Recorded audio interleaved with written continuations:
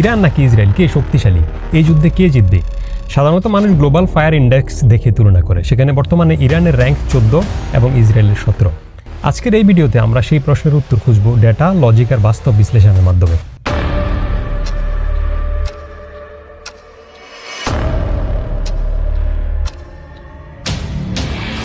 তার আগে একটা কথা বলে রাখি, যুদ্ধের ফলাফল আগে থেকে বলা খুব কঠিন, কারণ যুদ্ধ কখনো শুধু বন্দুকের মিসাইলের লড়াই না।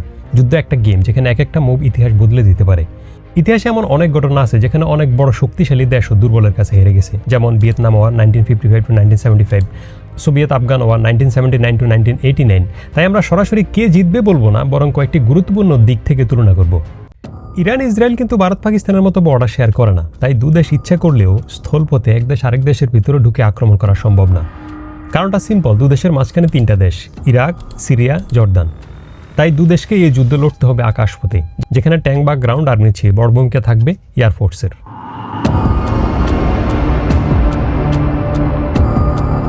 ইরানের বিমান বাহিনী সংখ্যায় ইসরায়েলের চেয়ে বড় হলেও তাদের বিমানগুলো কিছুটা পুরনো। তাদের অনেক যুদ্ধ বিমান এসছে 1960, 70 এমনকি 80-র দশক থেকেও, যেমন F4 pentagon, F5 tiger, F14 Tomcat, যেগুলো একসময় আকাশ শাসন করত। সেগুলোই আজ পুরনো প্রযুক্তির প্রতীক।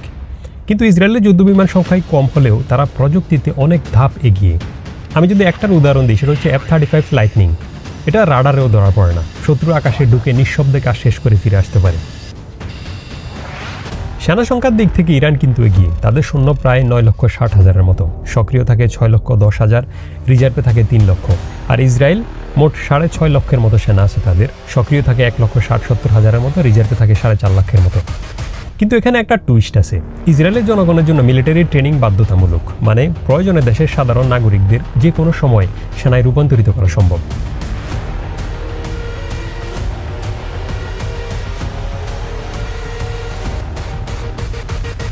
মধ্যপ্রাচ্যের এই দুই চিরপ্রতিদ্বন্দ্বী প্রচলিত সেনা শক্তিতে হয়তো তুলনা সম্ভব, কিন্তু পারমাণবিক অস্ত্রের প্রশ্নে এখানে ছবিটা সম্পূর্ণ আলাদা। ইসরায়েল কখনো স্বীকার করেনি, কখনো অস্বীকারও করেনি, কিন্তু বিশ্বের প্রতিটি গোয়েন্দা সংস্থা একমত ইসরায়েলের কাছে অনুমানিক 90 থেকে 400টি পারমাণবিক ওয়ারহেড রয়েছে। Israel has a policy not to confirm or deny its nuclear arsenal. এই পারমাণবিক অস্ত্র তারা 3 ভাবে ব্যবহার করতে পারে। জমিন থেকে জারেনকো 3 মিসাইল, যার রেঞ্জ 6000 কিলোমিটার, সমগ্র মধ্যপ্রাচ্য, ইউরোপের বেশিরভাগ অংশ, এমনকি রাশিয়া এবং দক্ষিণ এশিয়া পর্যন্ত পৌঁছে যেতে পারে। আকাশ থেকে F-15 ইগল, F-16 ফ্যালকন,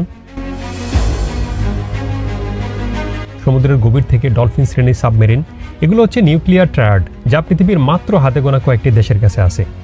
অন্যদিকে ইরানের কাছে এখন পর্যন্ত কোনো পারমাণবিক অস্ত্র নেই, তবে ইরান ইউরেনিয়াম সমৃদ্ধকরণ করছে। পশ্চিমা বিশেষজ্ঞদের মতে ইরান চাইলে কয়েক সপ্তাহের মধ্যেই বোমা তৈরির উপযোগী উৎপাদন জোগাড় করতে পারে। কিন্তু অস্ত্র বানানো আর সেটি মিসাইলের মধ্যে বসানো, এই পার্থক্য এখনও আকাশ পাতাল। মনে আছে আপনার, জুন 2025 12 দিনের একটা যুদ্ধ হয়েছিল। ওই যুদ্ধে আমেরিকা ইরানের ইস্পাহান, নাতাঞ্জ ও ফোর্ডো, এই 3 পারমাণবিক স্থাপনায় বোমা মেরে উড়িয়ে দিয়েছিল। ট্রাম্প দাবি করেছিল ইরানের পারমাণবিক কর্মসূচি সম্পূর্ণ ধ্বংস করে দিয়েছে, কিন্তু মার্কিন গোয়েন্দা সূত্র বলছে ভিন্ন কথা। হামলার কর্মসূচি মাত্র কয়েক মাস পিছিয়েছে, সম্পূর্ণ শেষ হয়নি। পারমাণবিক শক্তির বিচারে ইসরায়েল এখন মধ্যপ্রাচ্যের একমাত্র পারমাণবিক শক্তি দেশ, এবং ইরান সেই দৌড়েই আছে। ইসরায়েলের আকাশ প্রতিরক্ষা মানে শুধু একটি সিস্টেম নয়, এটি একটি সম্পূর্ণ 3 স্তরের দেয়াল। প্রথম স্তর হচ্ছে আয়রন ডোম, কাছ থেকে আসা রকেট ও ড্রোন ঠেকায়, সাফল্যের হার মোটামুটি 90%। দ্বিতীয় স্তর হচ্ছে ডেভিড স্লিং, মাঝারি পাল্লার মিসাইলগুলো মাঝপথেই ধ্বংস করতে পারে। আর তৃতীয় স্তর হচ্ছে অ্যারো 3, ব্যালিস্টিক মিসাইলকে পৃথিবীর বায়ুমণ্ডলের বাইরে মহাকাশে ধ্বংস করতে পারে। তবে এই সিস্টেম শতভাগ নির্ভরযোগ্য নয়। কেন বলছি, 2025-এর যুদ্ধে ডেভিড স্লিংয়ের একটি ত্রুটি দেখা যাওয়ায় এটি ইরানি একটি ব্যালিস্টিক মিসাইল ইসরায়েলের ভিতরে আঘাত করে এবং ডজন খানেক মানুষ আহত হয়। এটা প্রমাণ করে ইসরায়েলের এয়ার ডিফেন্স শক্তিশালী অবশ্যই, কিন্তু প্রতিরোধ্য নয়। এবার আসি ইরানের দিকে।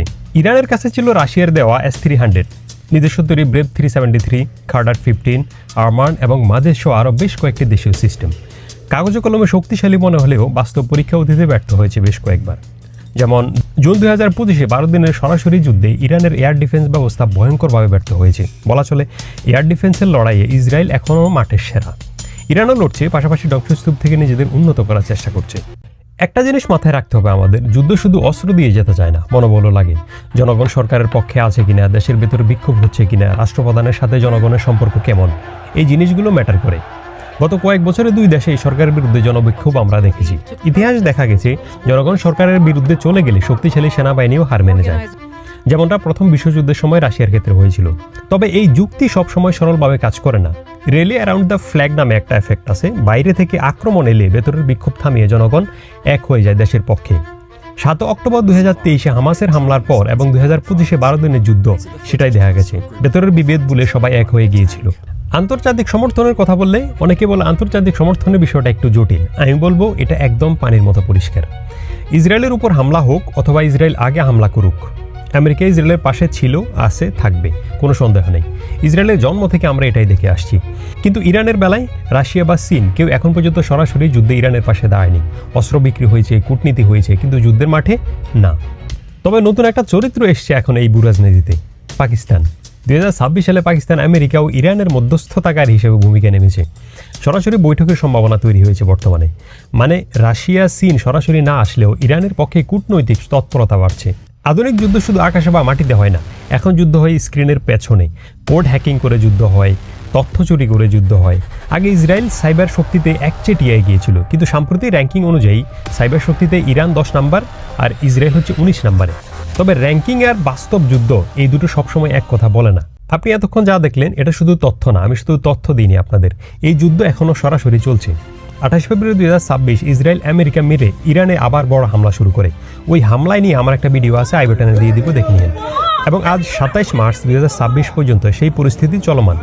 এই যুদ্ধে ইরানের সর্বোচ্চ নেতা আয়াতুল্লাহ আলী খামেনি সহ হাজারো মানুষ নিহত হয় এবং এই যুদ্ধ এখনও শেষ হয়নি। প্রতিটি দিন নতুন মোড় নিচ্ছে এই যুদ্ধের। নেতৃত্বের সংকটে ইরান এখন সবচেয়ে কঠিন সময় পার করতেছে। তাহলে শেষ কথা কি? সেনা সংখ্যায় ইরান এগিয়ে, প্রযুক্তিতে ইসরায়েল এগিয়ে, পারমাণবিক শক্তিতে ইসরায়েল একা, আন্তর্জাতিক সমর্থনে ইসরায়েল এগিয়ে, সাইবার র্যাঙ্কিংয়ে ইরান এগিয়ে, বাস্তবে পিছিয়ে। মজার বিষয় হচ্ছে যুদ্ধ কাগজে কলমে হিসাব করে জেতা যায় না। ভিয়েতনাম যুদ্ধে আমেরিকার সব ঠিকঠাক ছিল, কিন্তু তারপরও হেরে যায়। আফগানিস্তান সোভিয়েত যুদ্ধ একই অবস্থা হয়েছিল। তাই কে জিতবে এই প্রশ্নের সদুত্তর একটাই, কেউ জানে না। যুদ্ধ একটা গেম যেখানে এক একটা মুভ ইতিহাস বদলে দেয়। আপনি কি মনে করেন কে জিতবে? কমেন্টসে জানাতে ভুলবেন না।